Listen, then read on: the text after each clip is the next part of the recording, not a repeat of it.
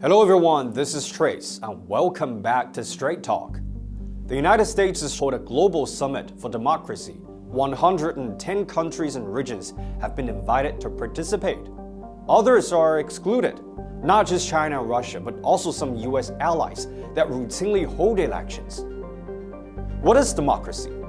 How to determine a particular country is qualified to attend this meeting and another can't? Shall we discuss this first, then vote on a list of candidates before invitations are sent out? No need at all. Uncle Sam has single-handedly done the whole job. You're in and they're out. Now, let's discuss how to promote democracy. Ironically, the US itself was listed as a backsliding democracy in a report by the Stockholm-based International Institute for Democracy and Electoral Assistance, just before Joe Biden administration announced the grand invitation. So there's every reason to question the qualification of the US itself as the host that handpicks participants, given the growing failure of its own political system. Last year's presidential election and Capitol riot displayed not just a nationwide deep division, but suppression of minority voting rights here and there. And this is not new. UN human rights expert Fernando Varen condemned the Texas election law, saying that millions of people from minority groups have been denied equal voting rights due to the restrictions. Do you want to vote by mail? Drive to polling station? Do you want to help others with disabilities cast ballots? Sorry. See how the word gerrymandering first came into being. In 1812, in order to win the Massachusetts election, State Governor Albert Gerry drew the precincts as long as possible and curved like a salamander. This gave his party a firm grip on the state senate. The US redraws precincts every 10 years. Each time, both parties try their best to draw the precincts based on their own political interests.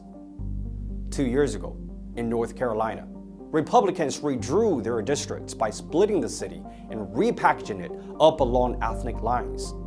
That rewarded them with many votes from Democrats. Similar things happened in Illinois, 4th Congressional District, by putting all the Hispanic population together, and Texas' 35th Congressional District by joining Black and Hispanic majority voters, thus distorting the electoral landscape in order to grab more seats. Is it democracy, or is it painting and mathematics? In the US, there are 35 states that require voters to provide a photo ID.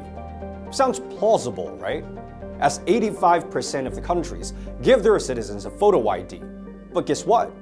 The US belongs to the other 15%. Every citizen has a social security number on a card without a photo. Then why don't they use their driver's license? Well, 25 million Americans don't have it.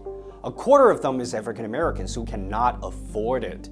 Voting starts with counting heads, rich or poor, but for these people, they're just too poor to vote. Thus, the rich are more equal. Hence the term monetocracy.